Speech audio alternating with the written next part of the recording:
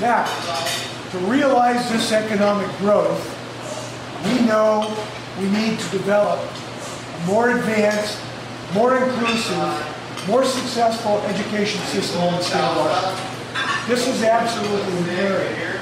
It's interesting, we had this meeting with these small business owners this morning, and about 75% of the discussion was about education.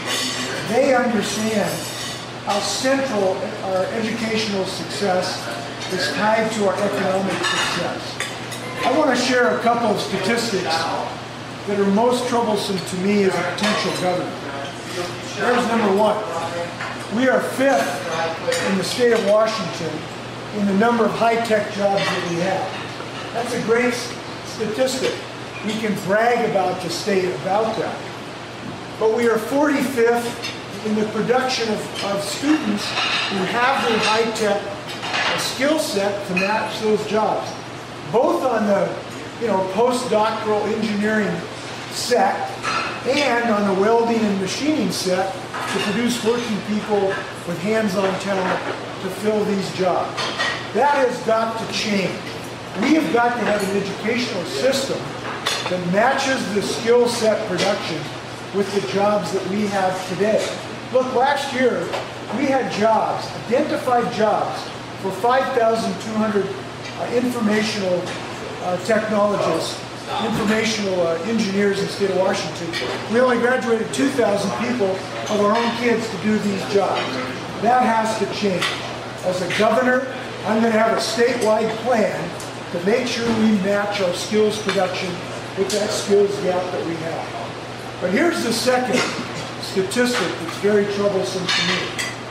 If you go into first grade next year when these little kids walk into class with their eyes bright, and you think about their potential, of every 4 of one of those kids, 1 will not graduate from high school. 1 out of every 4 kids are sort of doomed to be in an economic culvert, not being able to have a shot at a middle-class job. That is not good enough for the state of Washington. Now, I think we have a little bit fallen into a rut of saying, well, it's too hard to expect every kid to graduate from high school. I don't believe that. Here's why I don't believe that. I'm seeing all over the state of Washington the ability to set high expectations, commit new ways of educating our kids, get them plugged into experiences on college campuses and businesses, and get them engaged to keep them motivated to stay in school. Look at Bridgeport High School. 3 years ago, they had a 50% dropout rate. Now, these are kids who are mostly Latino, mostly sons and daughters of ag workers, only 2 of whom had parents who'd ever stepped foot on a college campus before.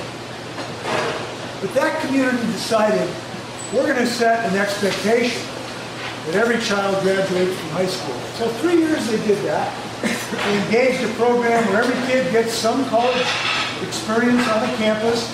They get an internship in a local business. They get particular counseling to make sure their problem is addressed, whether it's math or language, whatever it is. This year, 100% of the kids at Bridgeport High School graduated from high school. That is something we need to celebrate. That is something we need to replicate, and I intend to do that as governor of the state of Washington. I know we can get this job done.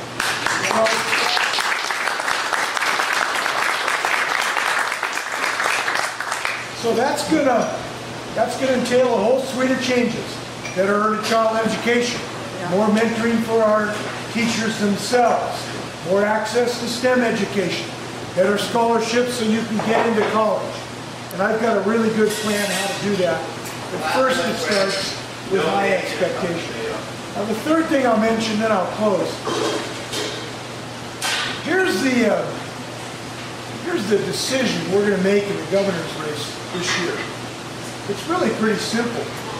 And that is whether we're going to keep going forward as a state or whether we're going to go backward. We've gone forward. I'm proud of the state. We've always gone forward in recognizing respect for women's rights. We were the first state to recognize a woman's right of choice. We're not going to let the state go backwards in this governor's race. We were the first state to embrace emergency contraception. We're not going to go backwards in the governor's race. We've been a state that has always honored the ability of organized people to organize themselves into a union. When I'm governor, we're not going to let the virus of Wisconsin come into the state of Washington.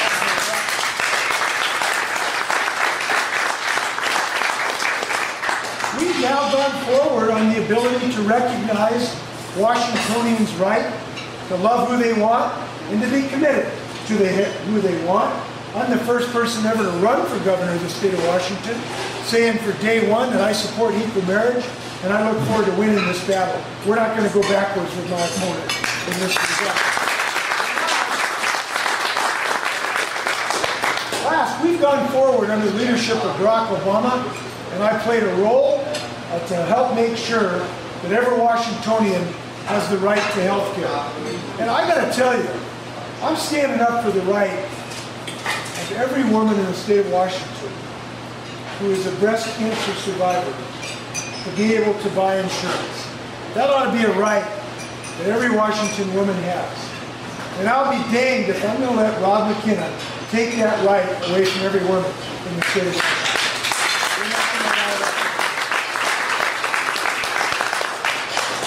So I want to thank everybody for being here. I got a lot of my friends who've been warriors for justice. We're going to make sure we stand up for people's access to the judicial system. And I think we're going to be in the catbird seat come November. We got a great race going on. We started out way behind. The other fellow had more name IDs, a statewide official. But the last 4 polls basically showed this as a dead heat. We're happy to be in a competition because I'm a competitor by nature. We got a great president at the top of the ticket. I'm going to be sitting next to the guy who's going to beat Mitt Romney like a drum, and that's Barack Obama, come November. We've got a jobs message, which is the right message for the state of Washington. We've raised $5.3 million, which is more than the other fellow, and we're going to be on a track to hit our targets. So I want to thank you for your willingness to help me. Thank you for your financial help. Thank you for help for being leaders. Look, everybody's a leader nowadays with email and Facebook. Everybody's a publisher. I hope you'll all be publishers in this cause of electing a forward-thinking governor.